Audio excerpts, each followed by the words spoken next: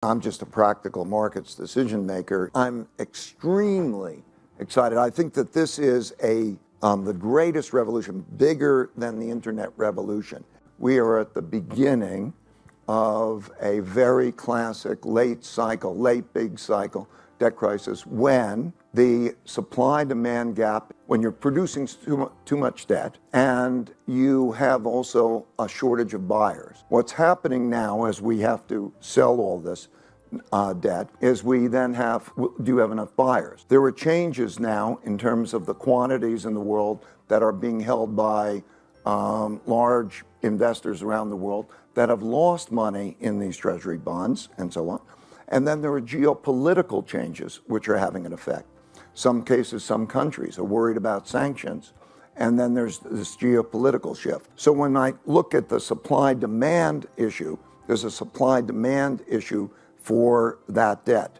There's a lot of debt. It has to be bought, has to have a high enough interest rate. So a crisis, that's, if we continue down this path in terms of what's likely over the next 5 and 10 years, then you reach the point that balancing act becomes very difficult. 3 things that surprise us that haven't happened in our lifetimes but happened many times through history are the creation of an enormous amount of debt and debt monetization. The second is the internal conflict, the large wealth gaps and the internal conflict that makes the politics of populism and so on. And the third is the great power conflict, comparable powers, the United States and China, and the possibilities of war. There is a debt cycle. There are short debt cycles. We're used to those. They last on average about 7 years, give or take about 3. And you have recession and interest rates are low, inflation is low, and the Federal Reserve becomes stimulative, and then you have growth, you have non-inflationary growth, and you have inflationary growth, and they tighten monetary policy, and then you have the slow up or the recession that follows until the cycle participates. It happens that way. We've had 12 of those. We're in the 13th. We're about halfway through that cycle. We're at the point where interest rates have to rise. Okay.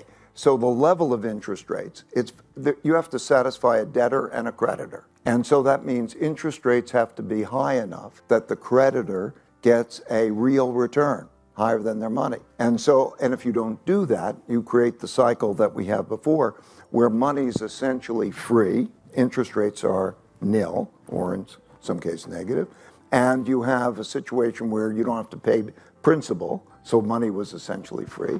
Then that imbalance is enormous, and it's made more enormous because even then the supply-demand is not adequate. There's not enough demand to buy those bonds, and so the Federal Reserve's got to come in there and print money and buy those bonds and redistribute wealth.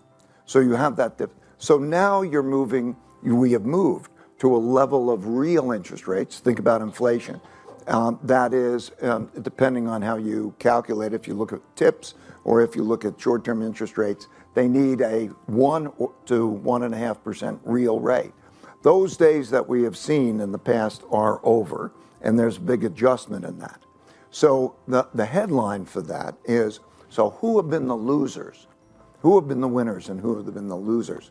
This is a different kind of debt problem, in that what happened is, in order to create this big transfer of wealth that there needed to be in various ways, the government borrowed a lot of money because they spent a lot more than they earned, and they sell a lot of bonds.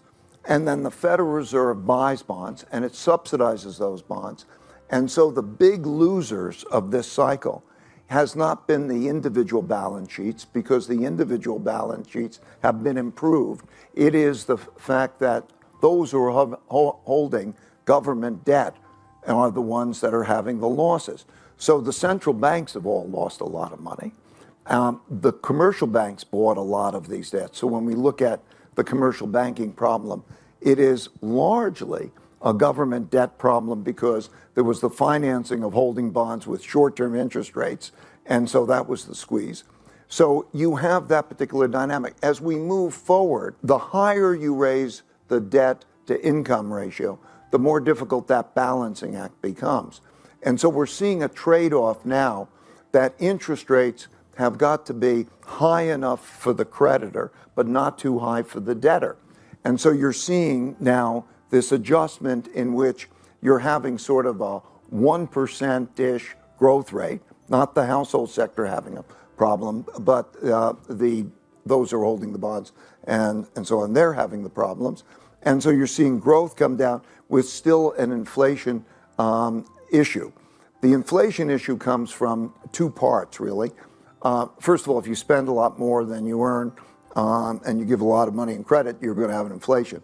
But it also comes from the supply-demand of bonds. So if you look at who's benefiting in this, the household sector, the workers, are benefiting. This isn't a classic recession in which the unemployment rate goes up, because the unemployment rate is remaining relatively good because there's wealth transfer, and you have, and they are also having higher wage gauges. And then you have the inefficiency of the global supply chains, which happens there. So what that means, I think, is that you have this stubbornly high inflation. We're not going to go down to our targets for a number of the reasons. And then there has to be the real interest rates remaining high in that. And that creates a sort of stagflation kind of environment. It's a matter of the amount of money and credit created, and it's also a matter of productivity. And so when we look at the amount of money and credit, we will spend a lot more than we will earn. We know the budgets, we know the projections, we know individuals. The big risk there is a supply-demand risk. So we are going to sell a lot of bonds, and then the question is, does the Federal Reserve come in and then start to print them and make that? So I think from the demand, including employment and the amount of money creation, we have that power. And then we're also living in a different world, particularly as supply chains change. The only big question is the technology impact. Like if we take a 5-year, you were talking about a longer term horizon, we'll have to talk about technology and the impact that that'll have on that in terms of productivity.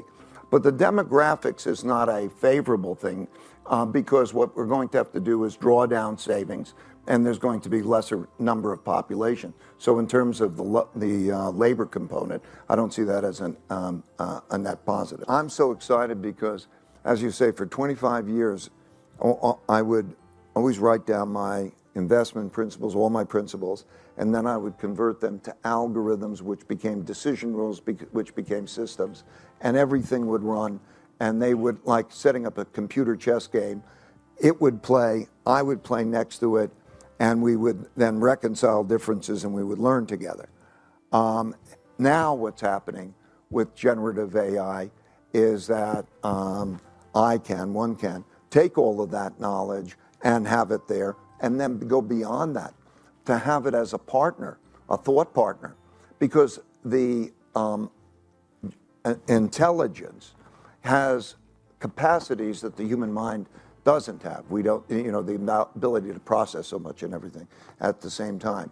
So I'm extremely excited. I think that this is the greatest revolution, bigger than the internet revolution.